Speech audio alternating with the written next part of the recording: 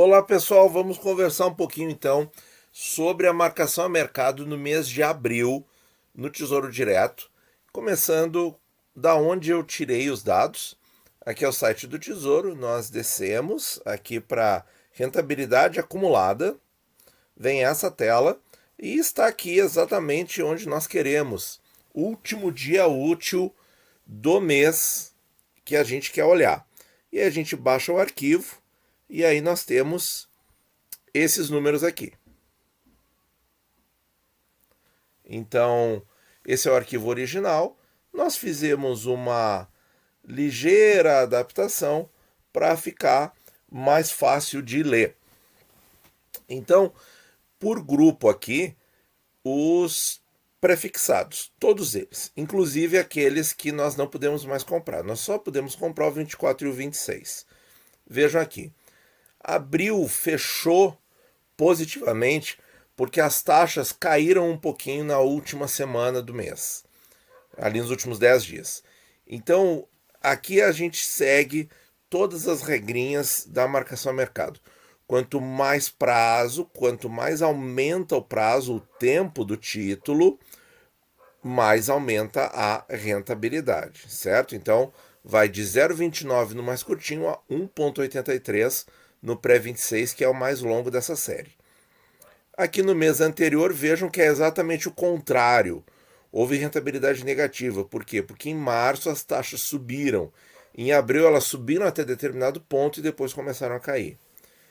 E aqui vejam que grande parte dessas tensões são neutralizadas em 12 meses, certo? E outra questão também que está seguindo a regra perfeitamente é a taxa de venda. Eu deixei só a taxa de venda, pessoal, eu omiti a coluna da taxa de compra, porque aqui nós temos para todos os papéis e a gente quer ver o quê? A gente quer ver justamente a progressão da taxa. Quanto mais longe da data de hoje, maior a taxa, ou seja, mais prêmio pelo tempo, certo? Então isso aqui também é outra coisa interessante de notar. Então nos prefixados normais, aqueles que a gente compra e recebe tudo no vencimento, tudo ocorreu de maneira normal. Quanto mais tempo, mais rentabilidade e mais taxa. Nos pré com juros semestrais, essa tabelinha aqui, a gente tem uma ligeira discrepância. Que a gente começa aqui, ó. Nós só temos o 31, tá? Aí o que temos? Temos o 23, aí a taxa é 0,81, 25 aumenta um pouco, 27 aumenta um pouco, no 29 reduz e no 31 reduz. O que aconteceu aqui que a curva deu uma fletida aqui do prazo da metade para o fim? É que nesse período aqui de 27 a 29, a queda de taxas não foi suficiente para desfazer a questão negativa que aconteceu no mês de março e que aconteceu na primeira metade do mês de abril também, certo? Então, as taxas devem cair mais para que se possa sentir essa melhora na rentabilidade nos papéis mais longos pré-fixados, ok? Mas, em termos de taxa de venda, tá tudo certinho. Quanto mais prazo, mais taxa, né? E na questão dos 12 meses, vejam, olha só, gente, é aquilo que acontece, né? O prazo mais longo sempre é o mais penalizado. Olha aqui, ó, esse ano de 2021, o pré com juros está perdendo 10% por enquanto, né? Porque ele começou o ano ali a 7 e poucos por cento e agora ele está na base dos 9. Então esse aumento de 2 pontos na taxa de negociação faz sentir muito na oscilação de preço, né? E aí em 12 meses ele está quase no 0 a 0, enquanto que os mais curtinhos estão rendendo bem, né? Olha aqui, ó, né? Estão bem, um pouco acima da Selic, na verdade, né? Essa rentabilidade, pessoal, prefixado com juros, não inclui o pagamento dos cupons, tá? Então aqueles 48,80, 81 que sai do título no dia 1º de janeiro e 1º de julho, eles não estão computados aqui, certo? Isso é muito importante, muito, muito importante. Isso aqui é só oscilação do preço unitário, tá? Porque o Tesouro, ele faz aquela continha, ele simula uma compra no primeiro dia útil do período, mês, ano, 12 meses, e no último dia a taxa de resgate, ele vai lá, faz a continha do resgate e informa a rentabilidade, tá? Então é assim que eles fazem. Então, gente, olha só, não desfez totalmente o estresse pro prefixado mais longo, então ele ainda está sofrendo, mas conseguiu ter rentabilidade positiva. Por isso que ele está rendendo menos que o pré-25, por exemplo, com juros, né? Então é por isso, certo? Porque nesse prazo aqui, a curva ainda não voltou para uma situação mais calma. Tesouro Selic, pessoal. Tesouro Selic aí, motivo de dor de cabeça para algumas pessoas, não sei, espero que não seja para você. A gente agora tem uma curva de marcação a mercado no Tesouro Selic, veja só. Então aqui estão os prazos, ó, o que a gente vê na taxa de venda? A gente percebe esse aumento gradual, ó.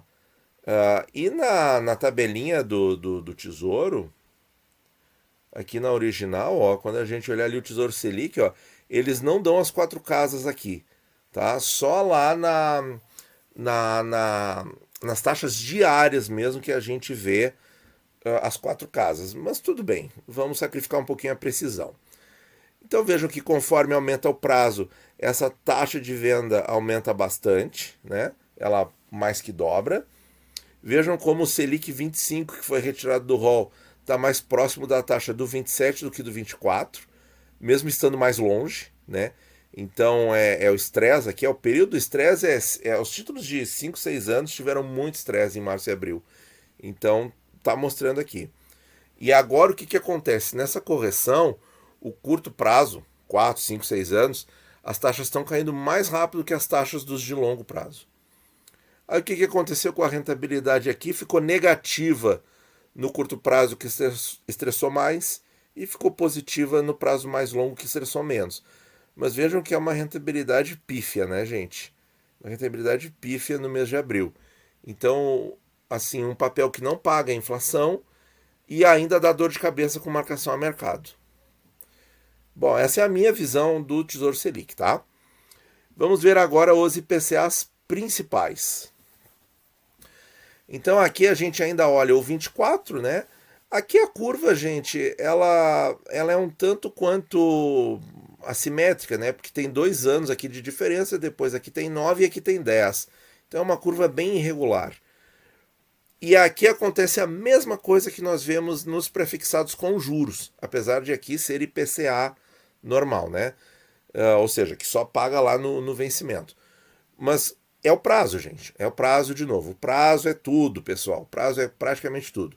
Então, os mais curtinhos renderam bem, aí em um mês, mais de 1%. Isso aí é uma rentabilidade muito boa.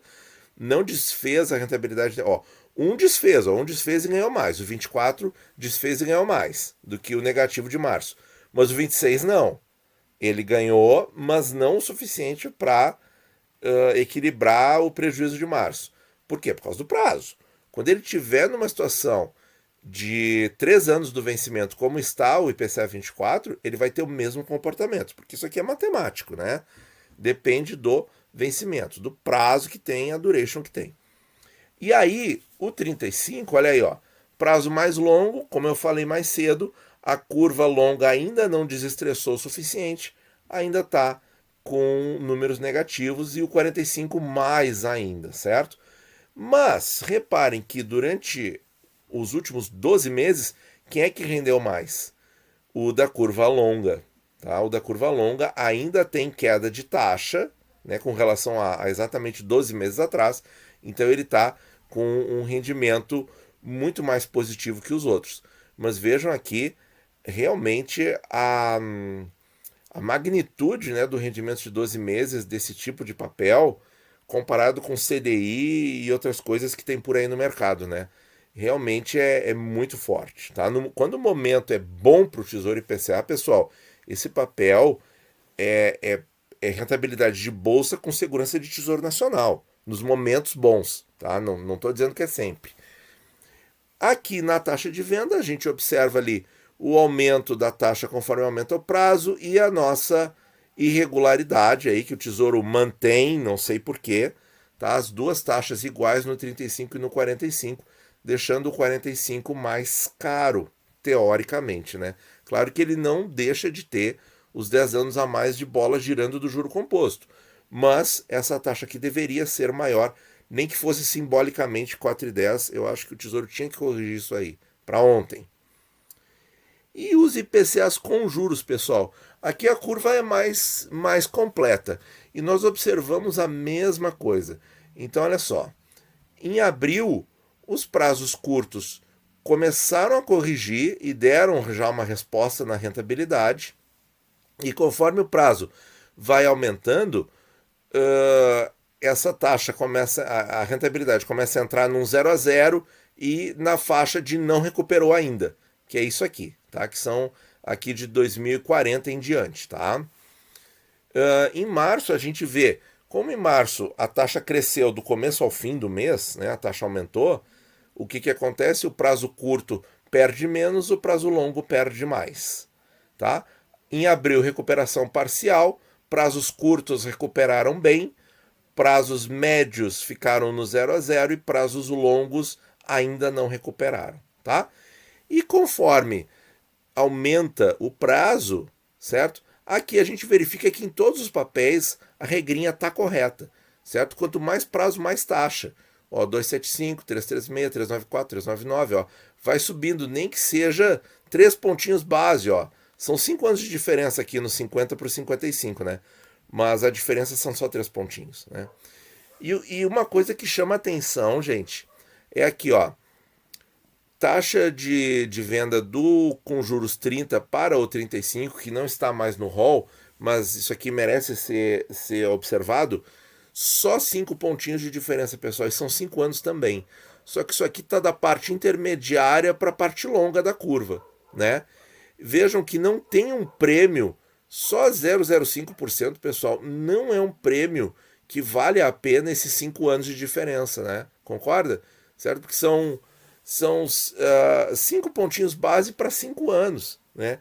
Enquanto que, por exemplo, do 35 para o 40 são 27 pontos base para os mesmos 5 anos, né?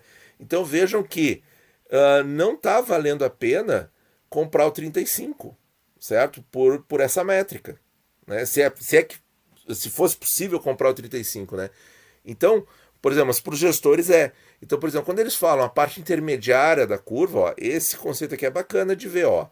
Por que eles estão na parte intermediária 26, 28 e 30?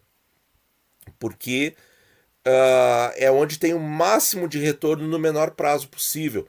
Claro que o retorno aumenta aqui, mas o prazo aumenta demais, certo? Se fosse 2031 aqui, talvez valesse a pena só 5 pontinhos a mais, mas não. São 5 anos a mais para só 5 pontinhos.